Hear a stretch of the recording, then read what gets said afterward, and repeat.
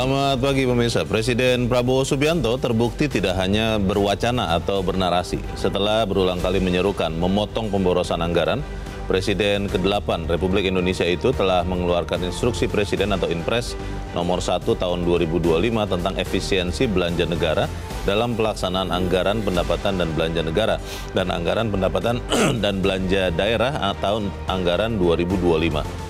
Dari kebijakan itu, penghematan belanja negara diperkirakan sebesar 306,695 triliun rupiah. Pemirsa, inilah editorial Media Indonesia edisi hari ini Senin 27 Januari 2025 dengan tema Berhemat Mesti Tepat bersama saya Leonard Samosir, dan Anda semua para pemirsa juga bisa ikut menyatakan pendapat Anda nanti dengan menelepon nomor telepon 021 583 99 100. Dan pemirsa, pagi ini telah hadir bersama saya anggota Dewan Redaksi Media Group Ade Alawi. Kang Ade, selamat pagi. Pagi, Leo. Sehat-sehat? Alhamdulillah sehat. Kelihatannya sudah mulai agak kurusan sekarang setelah lama tidak berjumpa. Itu untuk menghemat anggaran juga, anggaran rumah tangga, atau seperti apa Kang Ade? Karena kita akan membahas editorial pada pagi ini yang diberi judul Berhemat Mesti Tepat. Apakah memang ada indikasi bahwa penghematan yang dilakukan sekarang mulai tidak tepat, atau bisa jadi tidak tepat, atau apa pesan editorial? Ya, seperti pepatah ya, bahwa hemat itu pangkal kaya. Ya. Jadi kalau kita berhemat maka kita akan kaya ya, akan sejahtera ya. Begitu pula anggaran negara ya. Anggaran negara ini baik itu di APBN atau APBD, itu sudah diketahui bersama terjadi pemborosan. Nah, Presiden Prabowo ini sudah lama concern dengan persoalan kebocoran anggaran, concern dengan persoalan pemborosan ya, pemborosan anggaran. Dan beliau kemudian mengeksekusinya dalam bentuk instruksi Presiden nomor 1 tahun 2025 tentang efisiensi belanja dalam APBD dan dalam APBN dan APBD tahun anggaran 2025. Penghematan anggaran di APBN itu diperkirakan sekitar 256 triliun dan dana transfer ke daerah sekitar 50 triliun. Artinya ini sangat-sangat signifikan penghematan anggaran 300 triliun ini. Nah, kalau kita lihat misalnya temuan dari BPKP, dan ini juga disampaikan oleh Kepala BPKP, misalnya untuk APBD ya, APBD itu sekitar 56% tidak efektif dan tidak efisien. Separuh lebih ya? Separuh lebih, itu luar biasa. Dari hulu sampai hilir itu banyak terjadi akal-akalan di situ dalam penyusunan APBD. Begitu pula di tingkat pusat APBN. Sama juga banyak sekali kasus-kasus kong kali kongnya antara eksekutif ya. Sejumlah pejabat kementerian dengan DPR misalnya. DPR itu berfungsi bukan lagi pengawasan, bukan lagi penyusunan, tapi pengawalan anggaran. Nah, inilah terjadi kong kali kong. Oleh karena itu, menurut saya ini langkah yang sangat tepat ya. Kita perlu mengapresiasi. Jadi pemborosan anggaran harus diatasi, korupsi juga harus diberantas sampai ke akar-akarnya, sehingga betul-betul penghematan anggaran ini bisa terjadi. Ada yang mengatakan bahwa penghematan ini akan berguna kalau kemudian anggaran yang masih ada itu dipakai sungguh-sungguh. Karena kalaupun misalnya ekstrimnya dihemat, dipotong separuh, tapi anggaran yang ada tidak dipakai dengan sungguh-sungguh, itu juga percuma saja. Itu bagaimana Kang Ade? Ya, ini kembali kepada persoalan perencanaan ya. Jangan sampai penyusunan anggaran itu yang dipikirkan adalah uangnya dulu. Tapi harusnya kan programnya dulu. Secara sistem penyusunan anggaran kita sudah mempunyai sistem sebenarnya. Misalnya dengan Musrenbang. Musrenbang itu mulai dari tingkat kelurahan sampai tingkat kecamatan, kabupaten, dan provinsi. Ini berjenjang gitu. Ini sebenarnya luar biasa. Tetapi dalam pelaksanaannya itu tadi, bagaimana ini sistem ini masih bisa diakali. Dan yang paling parah itu, sebagaimana kita ketahui bersama, itu pengadaan barang dan jasa di kementerian sampai di daerah, itu juga luar biasa. Temuan-temuan dari KPK itu salah satu korupsi yang paling besar di negara ini. Pertanyaan besar yang lain Kang Ade adalah bagaimana organisasi pemerintahan, kalau spesifiknya kabinet sekarang yang jumlahnya jauh lebih banyak dibandingkan kabinet-kabinet terdahulu, itu bisa lebih efisien dibandingkan kabinet-kabinet yang terdahulu yang jumlah menterinya lebih sedikit. Karena kalau kita bicara sekarang kementerian, wakil menteri, staf khusus, utusan khusus, itu kan jumlahnya begitu banyak. Masing-masing saja diberikan satu porsi, secara nyata sudah lebih banyak dibandingkan kabinet yang lalu. Tapi kita akan bahas itu, Kang Ade dan pemirsa. Inilah editorial Media Indonesia untuk hari ini, Senin 27 Januari 2025, Berhemat Mesti Tepat.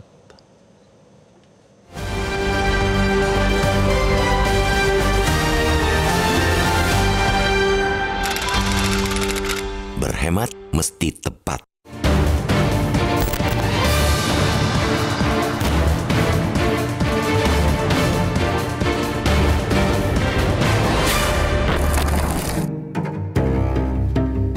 Presiden Prabowo Subianto terbukti tidak hanya berwacana atau bernarasi. Setelah berulang kali menyerukan memotong pemborosan anggaran, Presiden ke-8 Republik Indonesia itu telah mengeluarkan instruksi Presiden atau Inpres nomor 1 tahun 2025 tentang efisiensi belanja negara dalam pelaksanaan anggaran pendapatan dan belanja negara dan anggaran pendapatan dan belanja daerah tahun anggaran 2025. Dari kebijakan itu, penghematan belanja negara diperkirakan sebesar 36,695 triliun rupiah. Angka itu terdiri dari penghematan APBN 2025 sebesar 256,10 triliun rupiah dan transfer ke daerah atau TKD sebesar 50,595 triliun rupiah. Prabowo tentunya sadar kebijakan tersebut tidak memuaskan bagi semua pihak, bahkan mungkin saja ada yang jengkel. Betapa tidak, inti instruksi tersebut adalah memotong belanja negara, terkhusus belanja non-prioritas yang menjadi kebiasaan kalangan birokrat dalam menghabiskan anggaran hanya demi dinyatakan serapan anggaran baik. Jadi, kegiatan seperti seremonial, studi banding, dan perjalanan dinas bakal dikurangi hingga separuh. Belanja honorarium juga diminta dilakukan secara terukur. Bagi sebagian birokrat, perjalanan dinas adalah salah satu sumber pendapatan tambahan resmi dan legal mereka. Tapi, publik harus menyadari banyaknya kasus korupsi dengan modus perjalanan dinas fiktif membuat perjalanan dinas kerap dikritik. Prabowo memang mengincar perilaku sebagian aparat negara yang terbiasa membuat keuangan negara bocor. Kebiasaan itu juga pernah diungkapkan mendiang begawan ekonom yang juga ayahanda Presiden Prabowo, Sumitro Joyohadikusumo. Pada akhir 1993, Sumitro pernah menghitung kebocoran dana pembangunan negeri ini yang mencapai 30%. Sayangnya, praktik di masa Orde Baru itu masih juga berlaku di era reformasi. Seperti saat pemerintahan sebelumnya, ketika anggaran untuk program revolusi mental malah dipakai untuk membeli sepeda motor trail. Yang paling tidak masuk akal, ada pula anggaran 10 miliar rupiah untuk program stunting di daerah, sebanyak 6 miliar rupiah diantaranya dipakai untuk studi banding, untuk rapat evaluasi 2 miliar rupiah, dan yang jadi makanan untuk ibu hamil dan anak di bawah 2 tahun hanya 2 miliar rupiah. Lalu, ada juga yang menggunakan anggaran stunting untuk memperbaiki pagar puskesmas. Entah apa isi di dalam kepala para pengguna anggaran itu selain sibuk mencari cara mendapatkan bagian dari uang negara. Presiden juga sudah tahu dan memahami akal bulus para pengelola anggaran itu. Dan publik menaruh harapan Prabowo teguh menghadapi, melawan, dan menyikat para pelaku pemboros keuangan negara. Jangan ragu menciptakan pemerintahan yang efisien. Tapi kita ingatkan juga kepada pemerintah untuk hati-hati dalam memberlakukan pengetatan anggaran ini. Jangan sampai niat baik menghemat anggaran tapi justru membuat laju pertumbuhan ekonomi terhambat. Bagaimanapun, anggaran negara ialah salah satu instrumen penting pendongkrak ekonomi. Bagi daerah, dana transfer ke daerah bahkan sudah serupa jantung yang menghidupi. Bila jantung itu terus ditekan, maka sirkulasi daerah tidak lancar.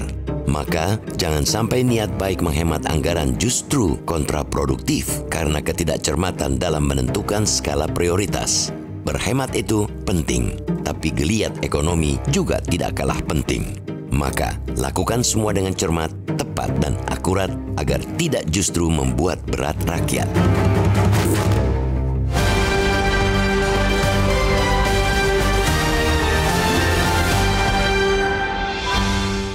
Ada yang mengatakan, Kang Ade, bahwa big giant cannot dance. Ya. Jadi kalau organisasi yang terlalu gemuk, terlalu besar, dia akan susah untuk bergerak dengan gesit.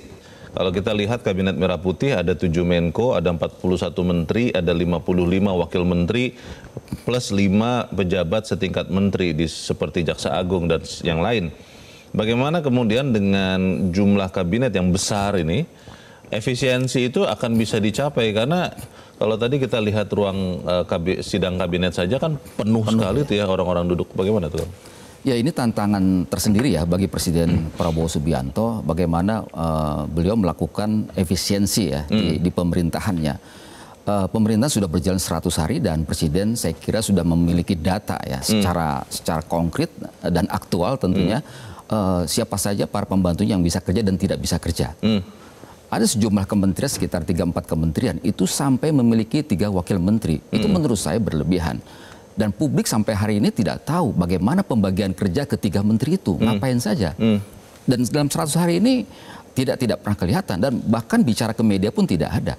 Nah ini menurut saya segera Presiden Prabowo dalam konteks semangat untuk melakukan efisiensi, semangat untuk bagaimana kabinetnya ini biar bergerak secara lincah dan solid ya. Ini melakukan evaluasi yang tadinya 3 menteri itu dikurangi menjadi 2 menteri misalnya, wakil menteri. Yang 2 menteri cukup 1 menteri. Karena kan dirijen-dirijen ini juga bisa bekerja sebenarnya. Yang lain misalnya saya sampai sekarang juga sangat heran ya bagaimana misal rombongan menteri sampai sebegitu banyak.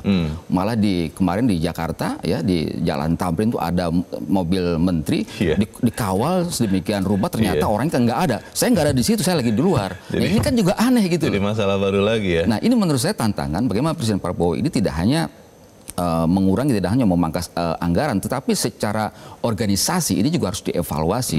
Organisasi harus bergerak dengan lincah, dengan solid, dan ini bisa memudahkan koordinasi dan komunikasi. Baik, kita harus jeda dahulu Kang Ade dan pemirsa tetaplah bersama kami. Editorial Media Indonesia segera kembali.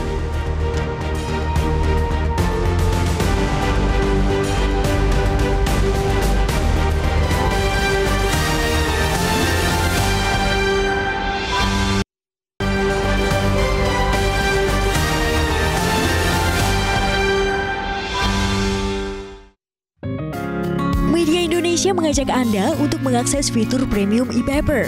Dengan sajian konten berbasis intelektual dan meneguhkan kebangsaan, Media Indonesia tampil dengan lebih dinamis melalui e-paper Media Indonesia yang dapat Anda akses kapan saja, di mana saja.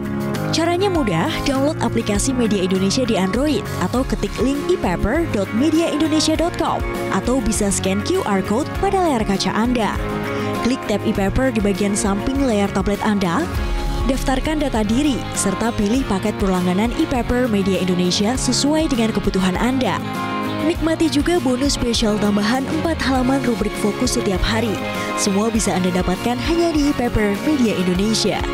Untuk informasi lebih lanjut, hubungi customer service di nomor 0811 1201 2018 atau kunjungi media sosial @Media Indonesia. Media Indonesia, referensi bangsa.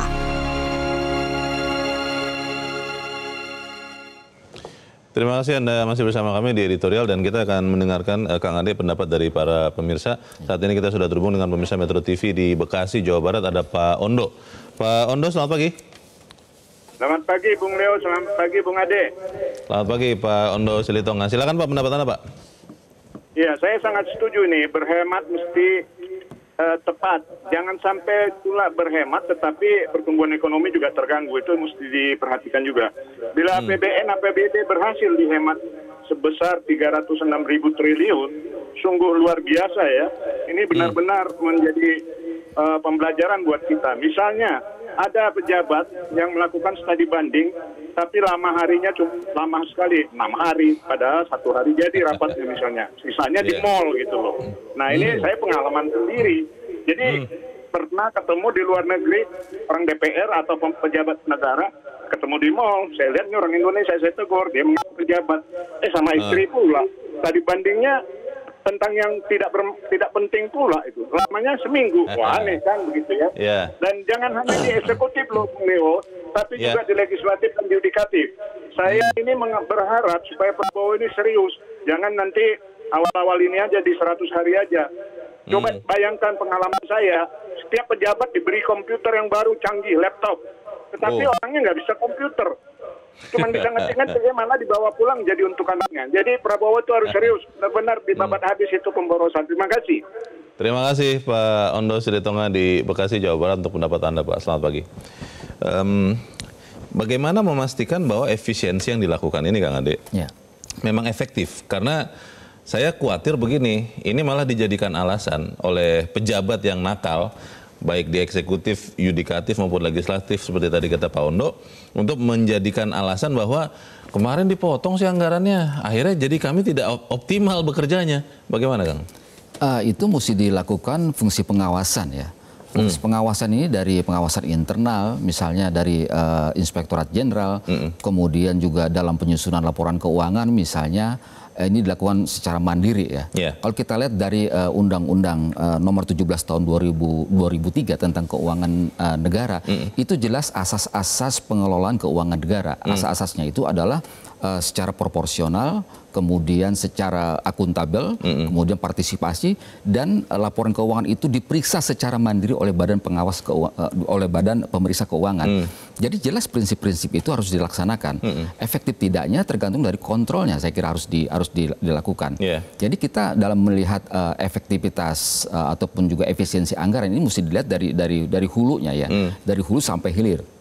Bagaimana sistem perencanaan, bagaimana prosesnya dan sebagainya. Kemudian juga fungsi kontrolnya bagaimana. Jadi kalau tanpa pengawasan, ini menurut saya semuanya ini akan jalan sia-sia. Tetapi pengawasan pun mesti efektif.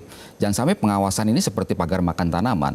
Kita tahu dalam beberapa kasus misalnya ternyata opini tanpa WTP tanpa pengecualian ini ternyata juga itu berjalan secara transaksional, dibayar gitu. Kompromi ya? Auditornya. Nah, ini menurut saya tidak boleh terjadi lagi. Jadi Presiden Prabowo diberikan kewenangan penuh bagaimana mengelola pemerintahan ini dengan penuh kewibawaan, dengan penuh ketegasan.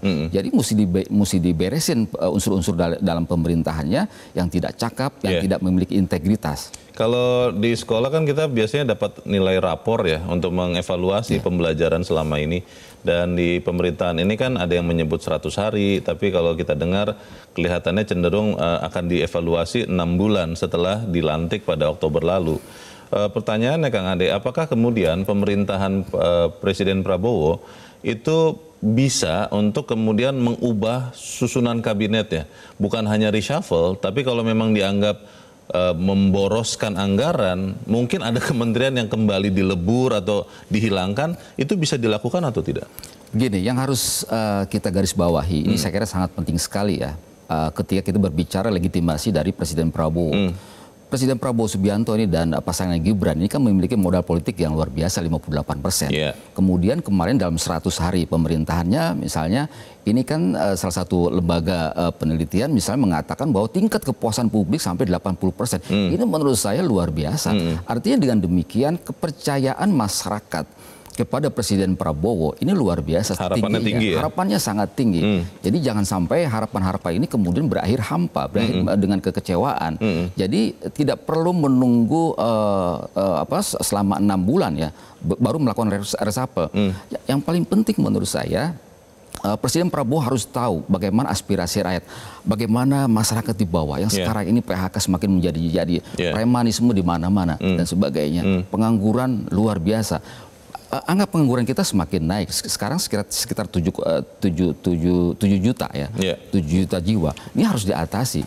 Jadi menurut saya efisiensi anggaran ini jangan semata-mata untuk memenuhi program makan bergizi gratis yang targetnya pada akhir 2025 ini pemerintah membutuhkan dana 100 triliun. Jadi penghematan ini jangan semata-mata dialokasikan untuk makan bergizi gratis. Karena ada yang berpikir seperti itu ya. Ini dihemat karena supaya kemudian ada tambahan anggaran MBG itu. Nah, masyarakat berpikiran begitu saya kira tidak salah karena Menteri Sekretaris Negara mengatakan bahwa salah satunya mau difokuskan bagaimana penghematan anggaran ini untuk mensukseskan makan bergizi gratis. Nah, menurut saya akar masalahnya dulu bagaimana masyarakat ini tidak bisa menikmati makan bergizi gratis karena kemiskinan, tidak punya uang. Baik, kita akan jeda lagi Kang Ade dan pemirsa tetaplah bersama kami Editorial Media Indonesia segera kembali.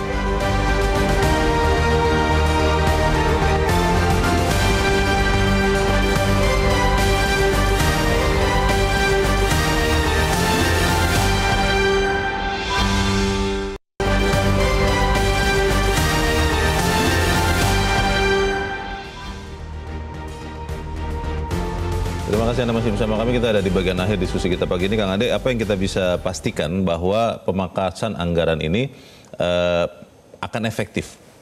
Yang paling penting adalah Presiden Prabowo dan jajaran pemerintahannya ini harus memiliki sense of crisis.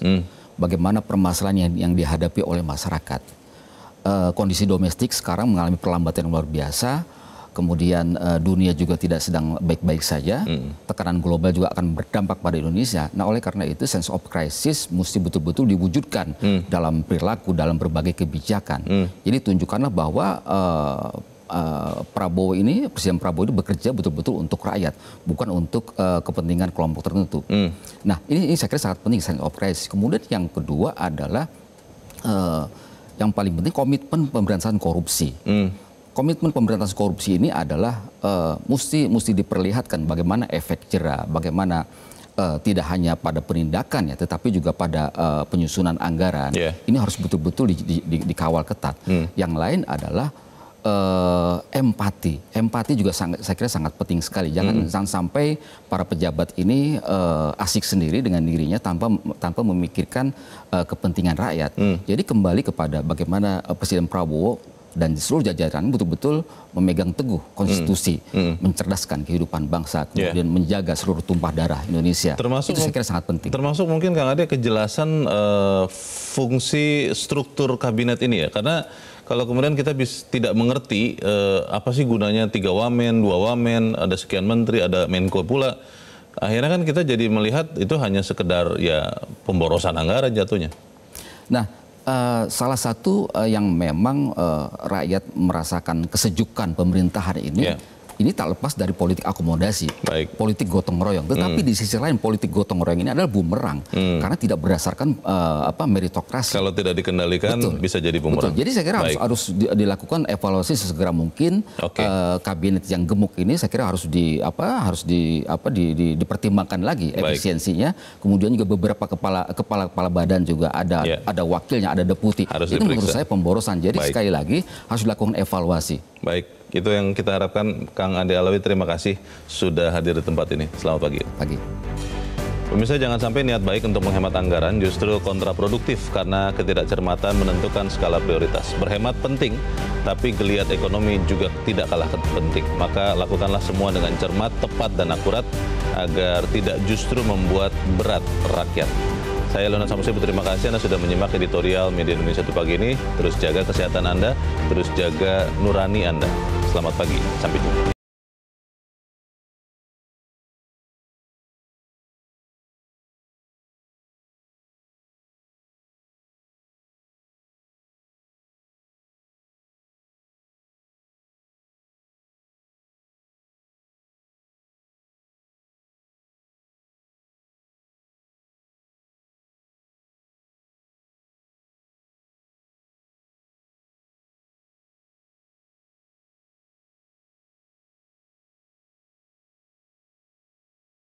Jelajahi cara baru mendapatkan informasi. Download Metro TV Extend sekarang.